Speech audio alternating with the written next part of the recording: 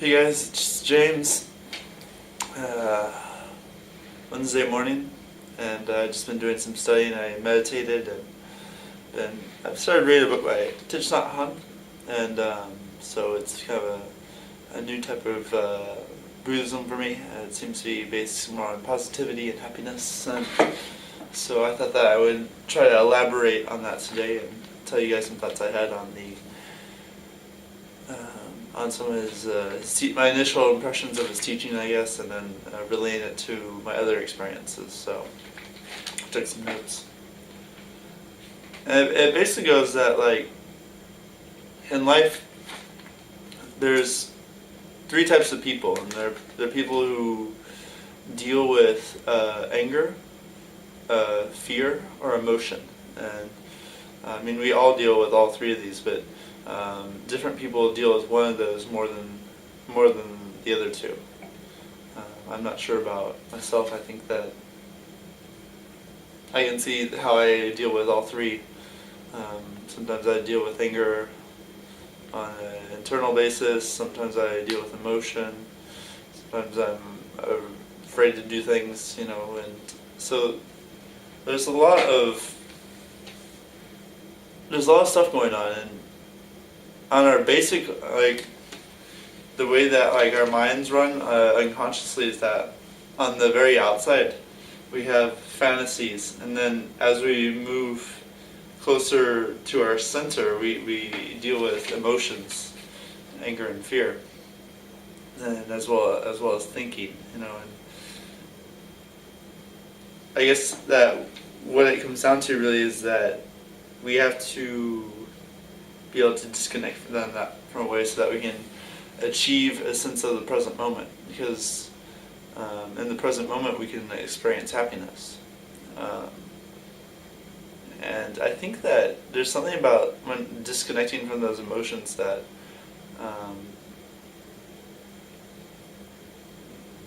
that we realize that, like, we don't have to do anything. There's nothing to reach for. There's nothing to desire. There's nothing in the future that's going to make us happy. And I think that as we realize that and we become centered in the present moment and we have a sense of some joy, we realize a different mission, and it's a mission to bring that to other people. And for me, at least, it started to kind of in a process of, like, I don't have any time at all, actually, to if I want to, make this a reality, because it's so widespread that people are in kind of a state of disillusionment, and I still am too in some ways, but at least I'm aware of it, so I know of it. But, like, as far as, like, there being an action that's correct for society, like, I have absolutely no time, like. And it's motivating that once you see that side of life, once you see that there is nothing to look forward to, and that the present moment is all there is, that you want to share that with people. And that's why I'm doing these videos, basically, is that I really try to explain how I try to live my life so that other people can alleviate their own suffering, and so I guess that's what it comes down to, is you have to get past the emotions and the anger and the fear that just kind of push us around in our life. And in a way, it's like, I think that you have to have a purpose, and when you have a purpose, you can contrast any emotion, any distraction that you have with that purpose. So in spite of having an emotion, you still do it. Something that I learned when I was a swimmer was that we always had practice at 5:30 a.m. and at 3 p.m. and no matter how I felt, I had to show up.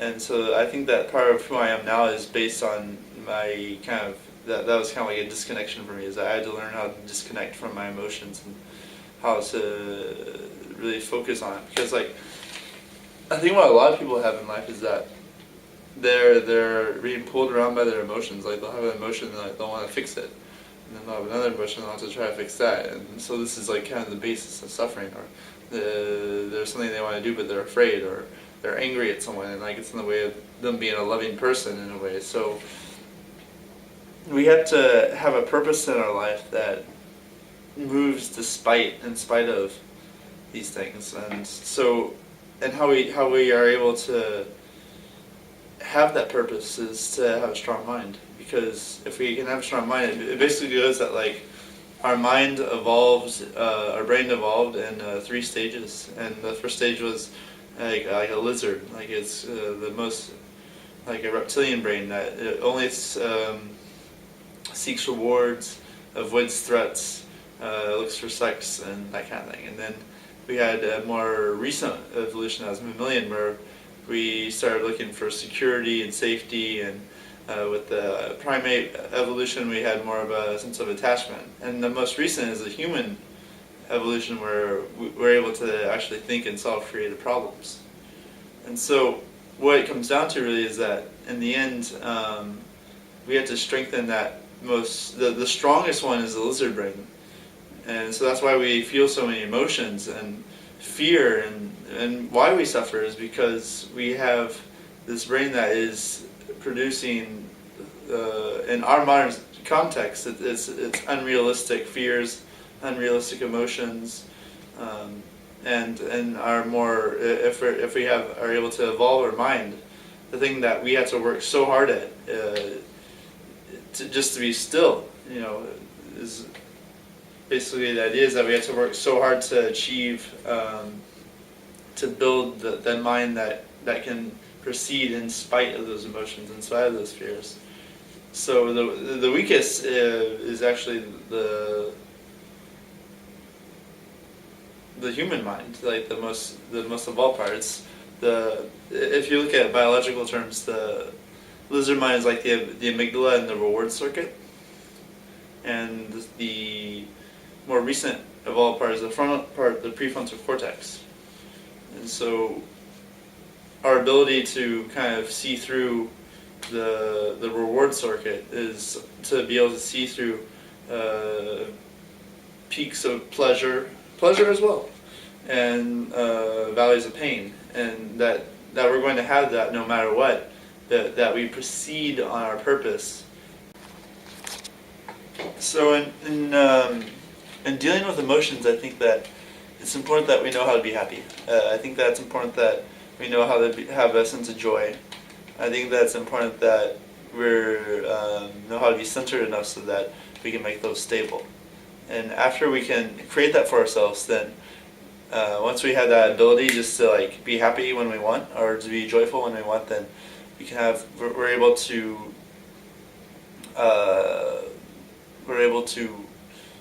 have a sense of reassurance about how to live our life and how to get past the valleys and stuff. At least if we know that we can be happy when we want, then we don't have to be looking forward in the future. So there's a few things. What Thich Nhat Hanh says is that we have to associate smiling with our awareness, with our sense of vitality. So like he'll say something like, I'm aware of my eyes. Breathing in, I'm aware of my eyes. Breathing out, I smile. Breathing in, I'm aware of my eyes. Breathing out, I smile. And so it's like when we become aware of our eyes, then we're able to see that, wow, this is really cool that I can see so much. Wow, that makes me happy, like. And then the smile. So the smile is the physiological part. Like there's something about smiling that's very physiologically ingrained, and because of that, just to smile at all. I had a job interview recently, and I was in the office, kind of just, and then like, I felt really stupid. But I just smiled. I just started smiling really big, and I felt like a total idiot because there was like all the workers who were walking around and. Why is he so happy for an interview? But no, he had a smile, and my state changed, and that was really cool. So there's something big with physiology. Another thing that you can do is to dance.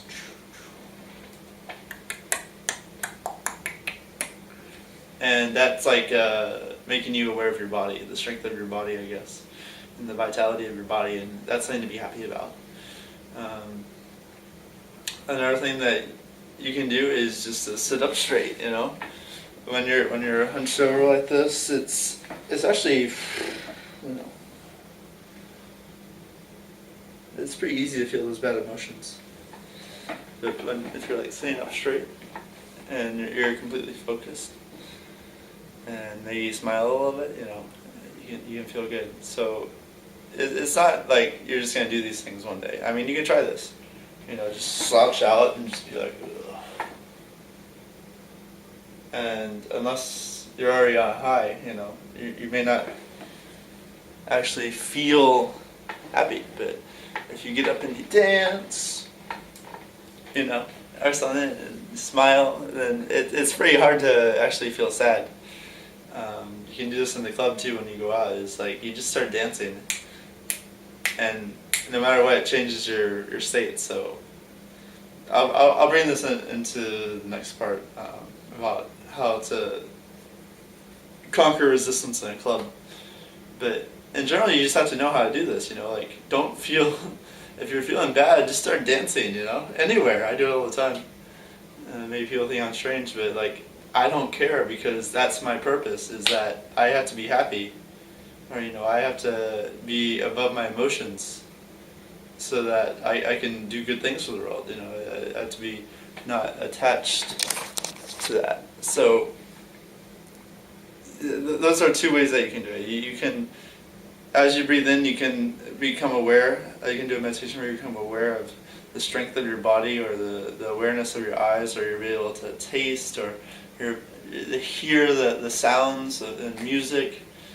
And when there's nothing in the future to look forward to, and you're just appreciating the present moment, it becomes pretty apparent, actually. It's like, of course I should appreciate these things, because this is the only time that I can appreciate them. So now I will tell you about conquering resistance in the club.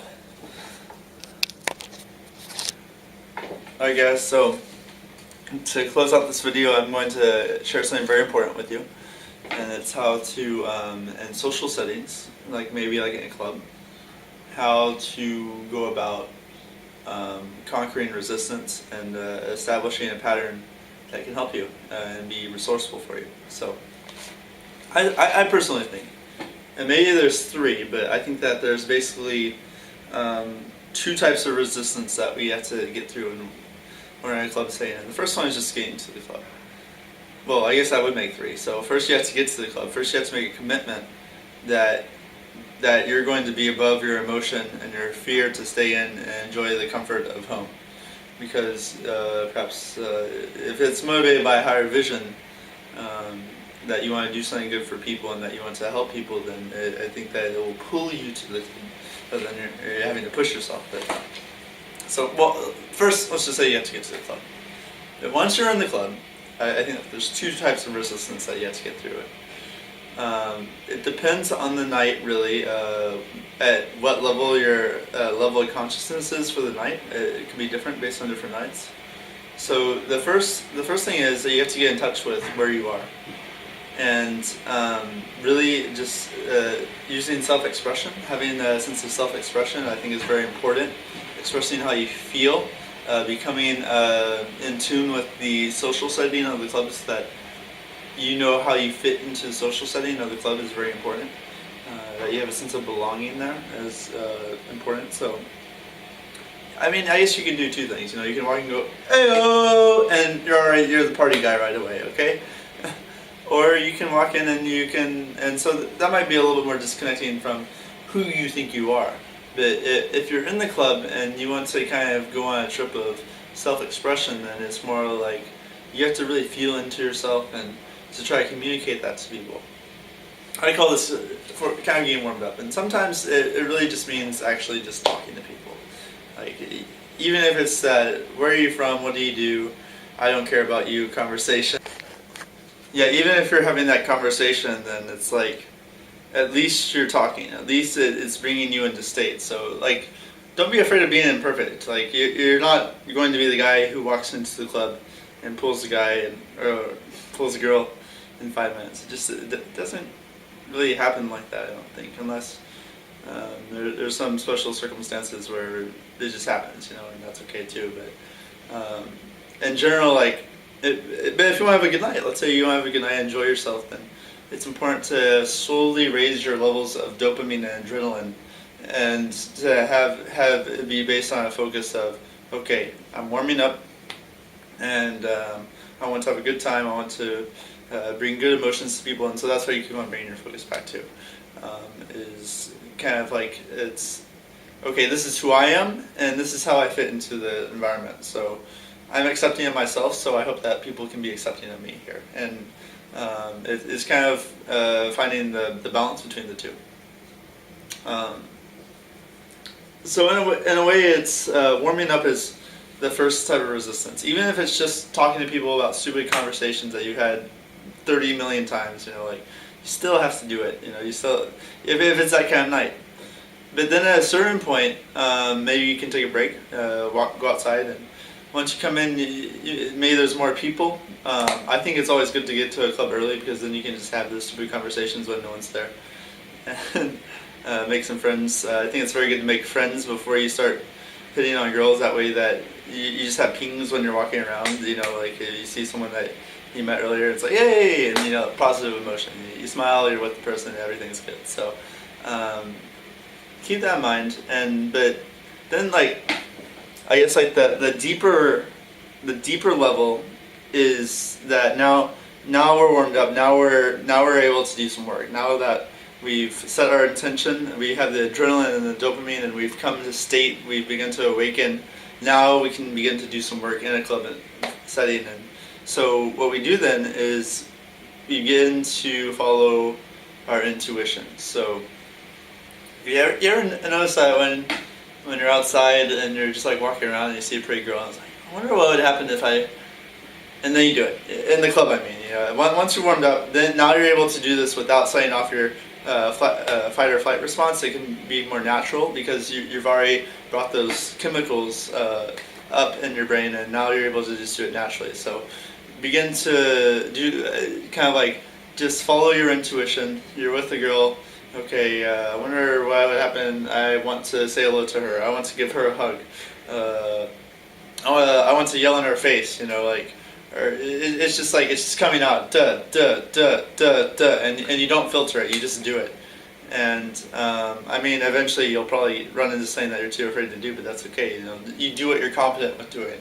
And once you establish this, I'm going to do what I'm confident to do, and if you do that for a while, you'll realize that, wait a minute, I can be confident in whatever I do. I don't have to have this standard, but still it's good to have that standard as a good thing to fall back on in case you are afraid to do it. Just to have that as part of your arsenal is that you're going to do what you're confident with doing, and you're going to follow your intuition. So maybe it might mean grabbing a girl, hugging her, and for me, I might be a little more scared to go for the makeout, but I'm either not going to do it because I'm not confident, or I'm going to do the next best thing. I'm going to kiss her on the cheek, or just kind of act weird, be weird because I can't do it, So I'm expressing that then, So it's always moving forward with the interaction, but in general, so it's just that's how you unstifle yourself, is that you don't filter your intuition, but so that you don't get afraid, so you don't freak out, so that you don't crash on and become tired or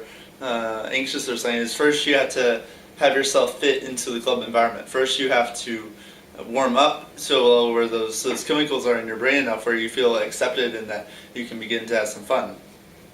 And so, and then I think it's also good to take some breaks. But if you do this enough, then you'll just whoop, like that, it goes whoop, you'll be running up the hill the whole time, and it's a great feeling.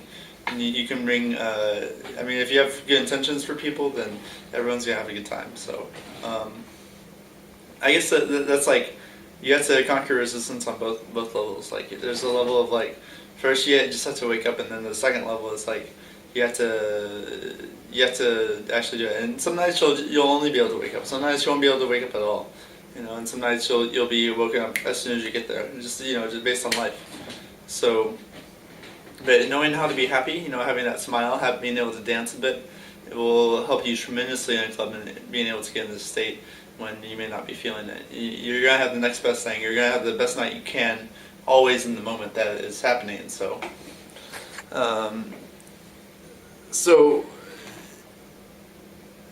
you just have to, this is where I am right now, and this is the best I'm going to be able to do, is basically the idea. And you don't want to do anything that really scares you, but you want to have those fears you want to understand what your fears are so that you can conquer them in a way, so that you can approach them. And when you do feel confident, that it's like, all right, now it's time to do that. Now it's time to go for it. So anyway, that's it from me today, and I hope that you understood everything I had to say. And thanks so much for listening. Take care.